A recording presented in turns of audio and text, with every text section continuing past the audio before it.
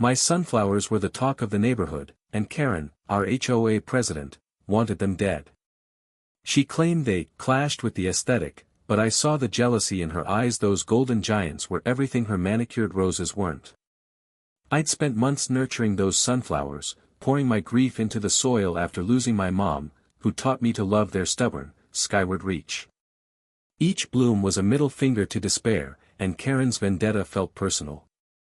That morning, I caught her red-handed, snipping my tallest sunflower with pruning shears at dawn. Her smug grin as she held the severed stem sent me spiraling. "You're in violation, Claire," she sneered, waving her HOA rulebook like a Bible. I lunged forward, not thinking, just feeling rage, betrayal, the sting of her entitlement. She stumbled back, and that's when I saw it, the glint of a handgun tucked in her waistband. My heart stopped. This wasn't about flowers anymore. Karen's voice was ice. "Step back, or I'll make sure you regret this." The neighborhood went silent, the kind of quiet that chokes you. Neighbors peered from windows, too scared to intervene. My sunflowers, my mom's legacy, lay butchered at my feet, and this woman, this HOA tyrant, thought she could wave a gun and win. I backed off, hands raised, but my mind was racing. Karen didn't just want control, she wanted to break me. By noon, the news had spread like wildfire.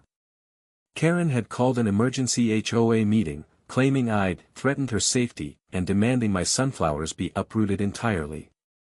The audacity burned.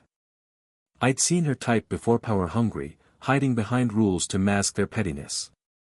But pulling a gun? That was a line she couldn't uncross. I wasn't just fighting for my garden anymore, I was fighting for every underdog she'd ever bullied. I spent the afternoon digging through HOA bylaws, my hands still trembling from the morning standoff. Buried in fine print, I found my weapon, a clause that allowed residents to challenge HOA decisions with a majority vote. Karen's reign relied on fear, but I'd lived here long enough to know the neighbors were fed up. Her perfect community was a facade: fines for unapproved mailboxes, bans on kids' chalk drawings, even citations for excessive laughter at a barbecue. She'd ruled us like a dictator, and I was ready to stage a coup. I knocked on doors, rallying allies. Old Mr. Jenkins, who'd been fined for his birdhouse, was in. So was Maria, whose kids got scolded for skateboarding. By evening, I had a coalition: 20 neighbors, all itching to take Karen down. We agreed, the HOA meeting would be our battlefield. I'd expose her abuse of power, and we'd vote to rewrite the rules. But I needed proof of her gun stunt, something undeniable. My neighbor Tim, a quiet tech nerd, had a security camera pointed at my yard. "Got it all," he whispered, handing me a USB drive. Jackpot. The meeting was held in the community center, a sterile room with fluorescent lights and folding chairs. Karen sat at the front, her blazer pristine, her smile venomous. She opened with a speech about maintaining standards, painting me as a reckless troublemaker. I let her talk, my pulse pounding, the USB burning a hole in my pocket. When she finished, I stood, holding up my phone with Tim's footage queued. "Before we vote on my sunflowers," I said, voice steady, "let's talk about Karen pulling a gun on me this morning." Gasps rippled through the room. I hit play, and there it was, Karen, caught in 4K, brandishing her pistol while I stood defenseless over my ruined flowers. The room erupted. Neighbors shouted, some at Karen, others at each other. Karen's face drained of color, her hands fumbling for an excuse. It was self-defense, she stammered, but the crowd wasn't buying it. Mr. Jenkins stood, his voice booming. "You've terrorized us for years, Karen. Enough." The vote was chaos. Karen tried to adjourn the meeting, but Maria blocked the exit, demanding we finish. Hands shot up, voices roared 32-5, Karen's rules were overturned. We stripped her of her presidency, amended the bylaws to limit HOA power, and, for good measure, passed a motion to plant a community sunflower garden. It felt like a revolution. Karen stormed out, humiliated, her reign in ashes. I went home, adrenaline pumping, and stared at my wrecked garden. The fight wasn't over. The next morning, I woke to a bulldozer in my yard.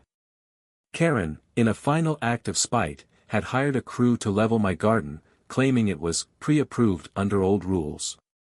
My sunflowers were gone, the soil churned to mud. I stood there, numb, as neighbors gathered, horrified. Karen watched from her porch, a smirk on her face. She thought she'd won. She thought I'd break. But I don't break.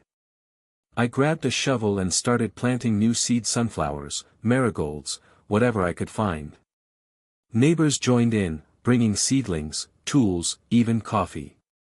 By dusk, we'd turned the mud into a patchwork garden, a defiant middle finger to Karen's destruction. She'd lost her power, her allies, her grip on us. The neighborhood was ours again. Weeks later, the first sunflower sprouted, small but stubborn, pushing through the chaos. I sat by it, thinking of Mom, of how she'd laugh at this mess. Karen moved away, her house sold to a young couple who joined our garden crew. We threw a block party, sunflowers everywhere, kids drawing chalk art without fear of fines. It was messy, imperfect, and ours. But every night, I'd lie awake, replaying that moment, the gun, her cold eyes, the petals at my feet. We'd won, but at what cost? My sunflowers were back, but the scar of that day lingered. Victory felt bitter, like soil mixed with ash. Freedom came with a price, and I'd paid it in full. The new garden thrived, a riot of sunflowers, marigolds, and wildflowers that screamed resilience. Neighbors I'd barely known became allies, their kids weaving through the blooms, their laughter a balm to the wound Karen left. But at night, the gun's glint still flashed in my dreams, a reminder that some fights carve you hollow. I'd walk the garden, touching the petals, searching for Mom's warmth, but found only echoes. Winning hadn't healed me, it had hardened me, and that truth gnawed like frost on roots. One evening, Mr. Jenkins dropped off a photo from the block party candid of me, kneeling in the first sunflower patch, dirt on my hands, a ghost of a smile. "You did more than save your flowers, Claire," he said. "You reminded us to stand up." His words cracked the ice. I'd been so focused on the loss, on the betrayal, I'd missed the ripple. Maria now led the HOA with kindness, Tim started a neighborhood newsletter, and the kids had a garden club. My fight wasn't just mine, it had replanted us all. Still, Karen's shadow lingered. I heard she'd moved to another gated community, probably terrorizing new neighbors with her rules. Part of me wanted to track her down, to scream about the chaos she'd sown. But what would that fix? She'd taken enough from me. I didn't. I poured my energy into the garden, teaching kids how to plant, sharing Mom's stories about sunflowers defying storms. Each seed felt like forgiveness, not for Karen, but for myself, for thinking I'd failed. One dawn, as I watered the newest blooms, I found a small, crooked sunflower growing where Karen had stood that day. It was stunted, defiant, its petals reaching despite the odds. I laughed, tears blurring the sight. Maybe that's what this was: growth through scars, beauty through pain. I nailed a wooden sign beside it, chalking on, "We grow through storms." The neighborhood wasn't perfect, but it was ours, messy and free. As winter loomed, we planned a sunflower festival, a middle finger to the cold. Neighbors brought food, music, even painted rocks with flower designs. I stood back, watching, feeling the community pulse like roots intertwining. Karen's gun had aimed to silence, but it sparked a revolution. My mom's legacy wasn't just sunflowers, it was fighting for what mattered. The cost was heavy, trust shattered, nights haunted, but the garden stood as proof, we'd risen from the mud. I'd never forget Karen's cold eyes, but I wouldn't let them. This was my defiance: to plant, to love, to rebuild. Join us at the festival, and plant a seed of your own. Stand tall, like a sunflower, and fight for what's yours.